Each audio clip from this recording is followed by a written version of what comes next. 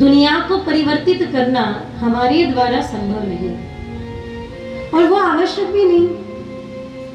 हर बार हर व्यक्ति आपके ही मन के अनुसार व्यवहार करे, ये संभव नहीं।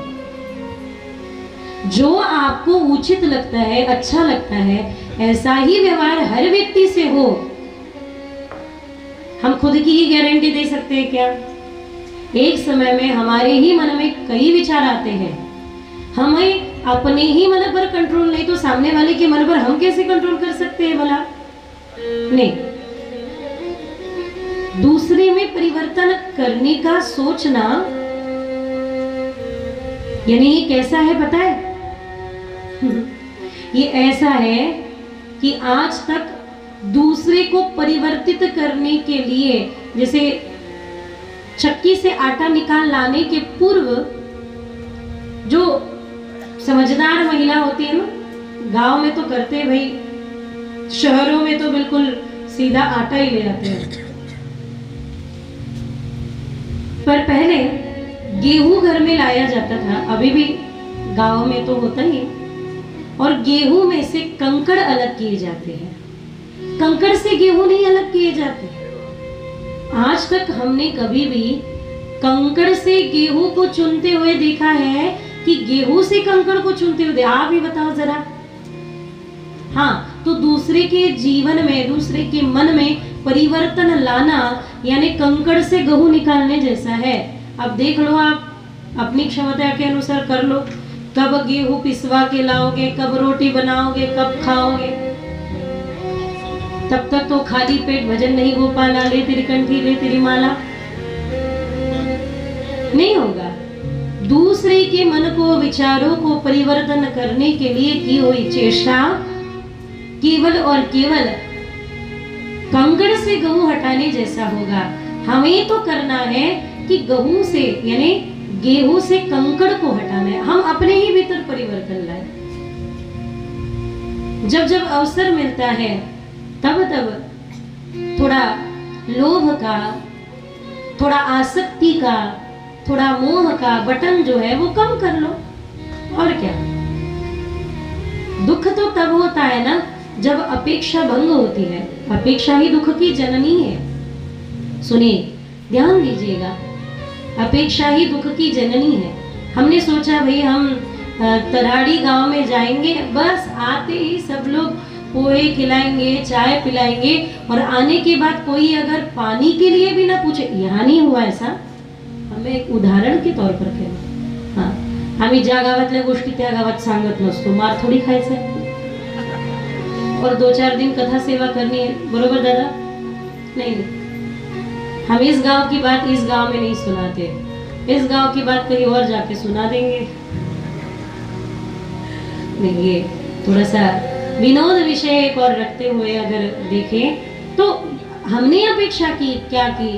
अरे सामने से कोई जा रहा हो, हम जा रहे हो, तो सामने से जाने वाला व्यक्ति राम राम करेगा और उसने हमारी ओर देखा भी नहीं, वो अपनी धुन में चला जा रहा है। उसने देखा भी नहीं, नमस्कार भी नहीं किया, अपेक्षा भंग हुई, दुख हुआ। जब जब दुख आया तब तक देखना कभी ना कभी हमने कोई ना कोई अपेक्षा की है। इसी कारण से कभी ना कभी हम दुख के भागी बने हैं, है ना? तो कोई चिंता की बात नहीं। आप कहोगे इसी विषय से कथा के आरंभ करने की आवश्यकता क्या है? वही तो है ना, समस्या यही है, हमें सामने वाले चलते फिरते व्यक्ति में भी सद्गुण नहीं दिखाई देते, भगवत सत्ता दिखाई नहीं देती।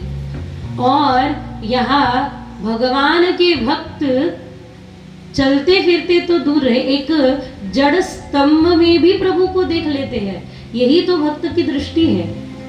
हम जैसे सामान्य दृष्टि चलते फिरते व्यक्ति में भी सद्गुण नहीं देख पाती, भगवत गुण नहीं देख पाती, और भक्त एक पत्थर में भी प्रभु को प्रकट करते हैं ना? किया प्रल्हादास्तव प्रकटु निखंबे दानव निर्दळिला दयाघन भक्ति आकळिला। श्री हरि महाराज जी का ये अभंग है, मुझे बड़ा प्रिय है, बहुत सुंदर। भक्ति आकळिला दयाघन भक्ति आकळिला, पार्थरथी स्तवरथ्य होनी निज पद दे बलिला। यानी बलि को निज पद देते हैं, पार्थ के लिए खुद सारथी बन जाते हैं, और इतना ही नहीं तो अपने भक्त के लिए स्तंभ से भी प्रकट हो जाते हैं, होते हैं। आप मुझे सब मिलके बताइए, हमने लौकिक व्यवहार में, हमारा लौकिक व्यवहार का विवेक ये बताता है, एक होता है व्यावहारिक सत्य, एक होता है पारमार्थिक सत्य। तो विवेक दोनों जगह बैठता है महाराज, पारमार्थिक सत्य में भी बैठता है और व्यवहारिक सत्य में भी बैठता है। तो लौकिक व्यवहार का विवेक हमें ये बताता है कि ये निर्जीव है, ये स्तंभ क्या है, निर्जीव है, यही बताता है ना। हाँ नहीं तो ना, कुछ तो कहो। तो हमें यही बता रहा है ये स्तंभ तो निर्जीव है, इसमें तो जीव है नहीं।